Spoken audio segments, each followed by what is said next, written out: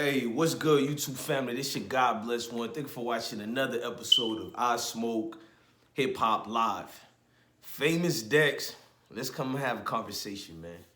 A lot of y'all been watching the news. Famous Dex just got arrested after apparently just already getting robbed. Now, this is several robberies. I'm not trying to make a mockery of the bro, Famous Dex, but I like when you counting the amount of time since he got this fame of Dexter, and that this is like his fifth or fourth robbery that we know of. We don't know what else behind the scenes probably took place. I'm not gonna really get into the robbery deeply, and I'm not gonna get into the arrest. It's more about the life of Famous Dex, bro. This like more of an intervention, homie. This goes all the way back to the days, bro, of Chicago, where you had a tight-knit family, Dex. Everything, you know, the exteriority of it, bro, it just looked beautiful, bro. Like brothership, kinship, niggas trying to make it out together. Rest in peace to Duck. Free that man, Lil J, Double O that is, and a whole lot of other people, man. Rest in peace to all the deceased. These niggas was together in ish, bro. Like, you couldn't separate these dudes, bro. As far as what we were seeing. Behind the scenes, you don't know if people was 100 grand best friends like that or not. But at least what they projected out there, bro, it was a common, mutual, you know what I mean, friendship going on.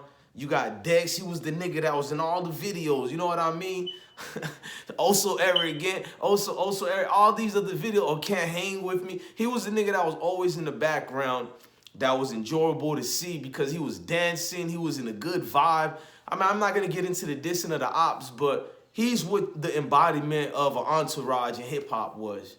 This is way before he was a rapper or anything like that. He was just the energetic nigga in the crew. Then he went into rapping as far as around them eras of with a popularity of his music wasn't really banging like that. You had to be somebody that really looked at the hip-hop rappers in Chicago, that is. You had to been following that. You had to been on that to know, okay. Remember, like, allegedly when he claimed he robbed Boss Top or whatever, he for the chain or whatever, and, you know, when he was going Famous Dex as that, he was calling himself FBG Dex.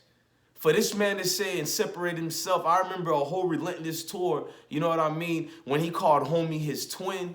That was the other group he joined when he came with that, I get the drip from my walk. I get the drip from my walk. He had old boy in the video with him. You know, that's the dude he called his twin or whatever. I mean, apparently he called AOKD his twin too. So we see Famous Dex got a pattern of niggas are like his brother, but the next wave and minute he flip-flops on to the next one. You got the situation with the FBG Duck situation. I remember, rest in peace, to Zach TV asked the question, and his reply to it was he made his own self, nobody made him. And I felt like, what's the hostile, you know, feedback you giving? It don't matter what the trolls are saying or niggas in the comments.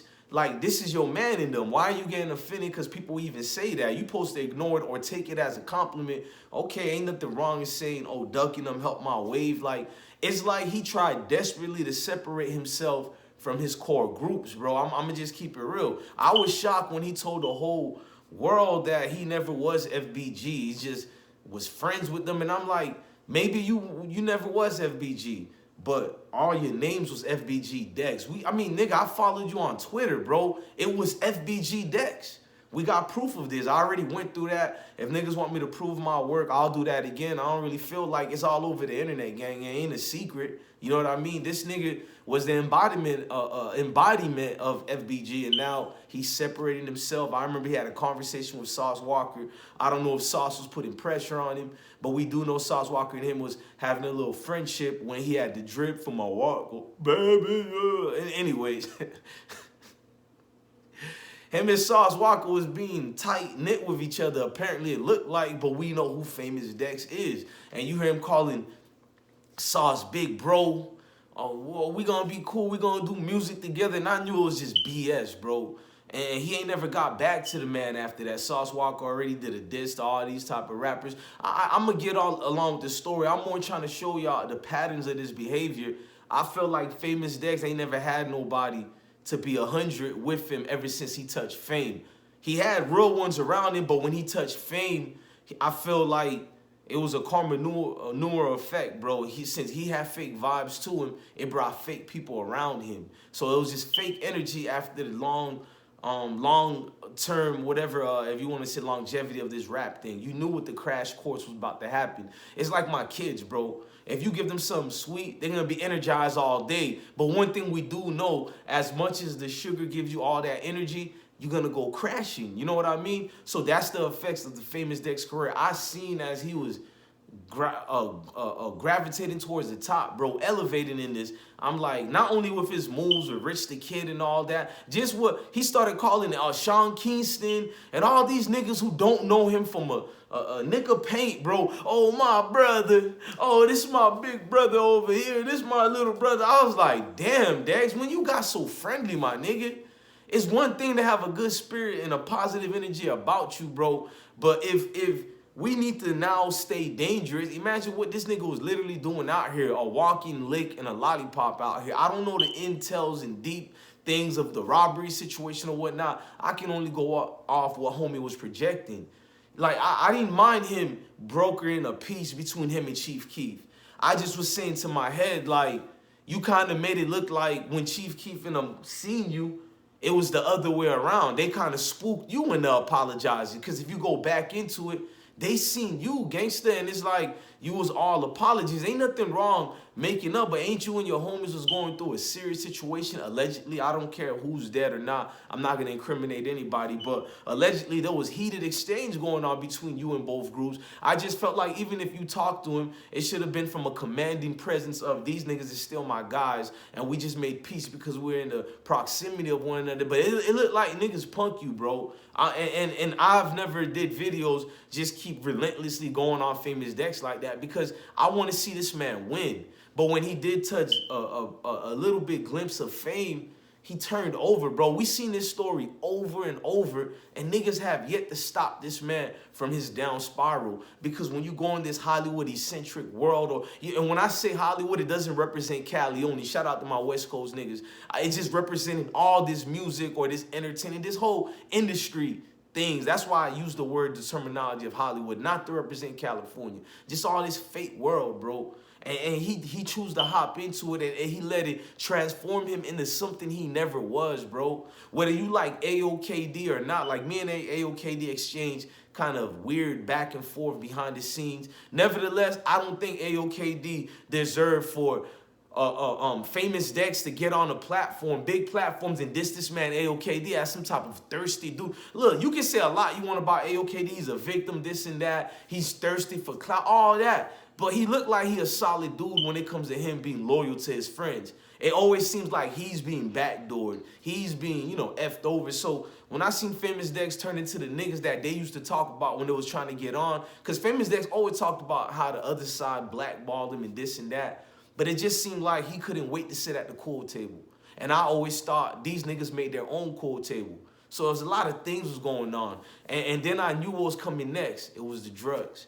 Because remember, he was sleeping in Soulja Boy's floor. I'm not saying that in no disparaging or disrespectful way, because he kind of leveled up. You could tell he was tired of sleeping on the floor because, like, after 2 months sleeping on Soulja Boy's floor, he used his smarts. Like, I'm getting this much a show. He got his little apartment. People was making fun of it, this and that. I did it. I said, this is smart. This is what you need to do, whether it's small, big, or whatever. He's learning to do his own independent type of thing. Rest in peace to Famous Dex's mom.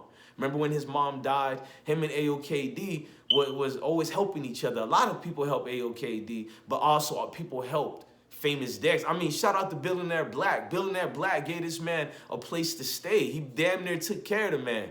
I'm not going to say no man raised no man. That's disrespectful. But they looked out for each other with love and brotherhood, and it wasn't reciprocated and given back, bro. It wasn't. That love was, I don't know if it was real or not. Probably, it seemed kind of it was real, and that's what hurt, not my side, but these other guys' side. Like, I remember 4 years ago when Duck and Famous Dex was talking to each other, like, yeah, man, we ain't talked to each other in a minute. Pull up to me on the studio, bro. And Dex like, yeah, I got you. And he ain't never came that day, bro. Rest in peace to Duck. I ain't even lying on that. Y'all all see these viral moments, and I'm just like, okay, I see what it is. I don't know if Dexter is really a fake dude.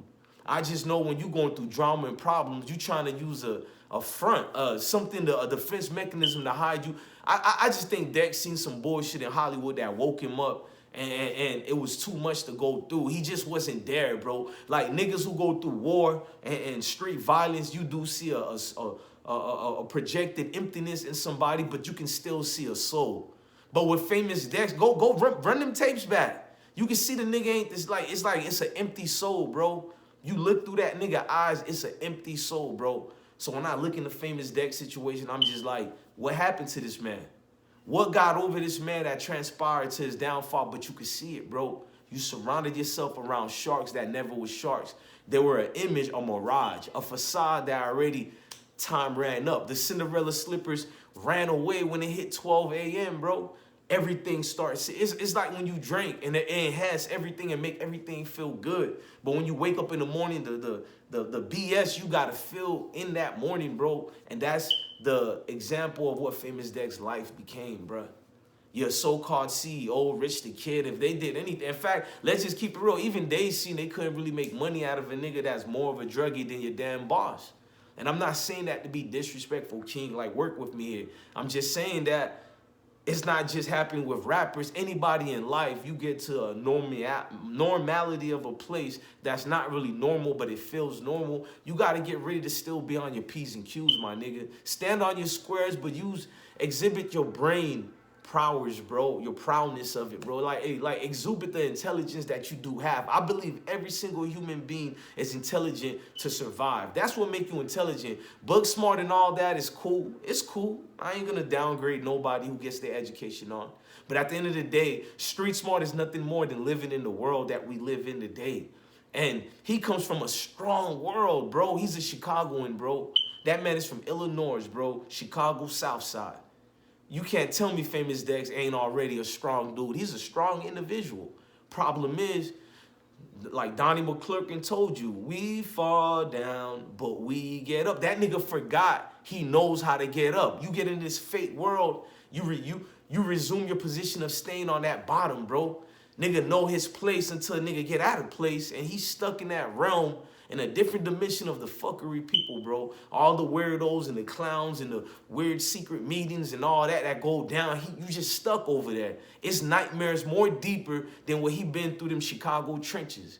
Them Chicago nightmares he's seen. That Hollywood world, bro, is more deeper and internalized into something that manifests in a realistic world for this man. So the drugs become a safe haven for this nigga.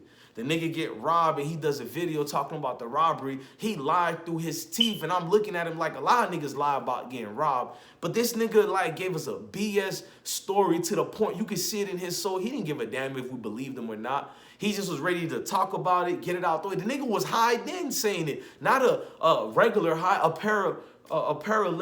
can't even articulate. I'm high right now, again. And so who am I to judge? But I'm just saying some of us go through a different fix that's more stronger than a natural fix, such as a, enhancement with cannabis, such as myself. I like cannabis and that's it. Nothing else to enhance it, but other people feel like that shit ain't strong enough. I hate to be one of these cliche niggas and say, oh, weed and cannabis is a gateway drug to all these other shit. I don't believe it is. But I do believe life hardship is a gateway to any fucking drug. Whether it's weed, whether your choice is, shit, some people probably getting bleached right now. Educational purpose, gang.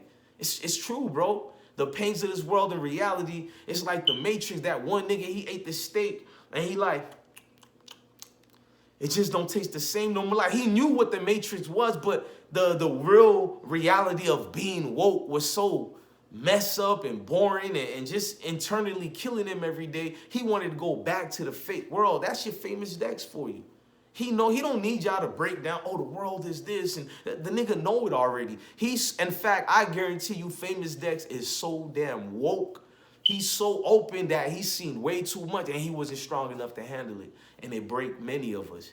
We ain't ready for the truth.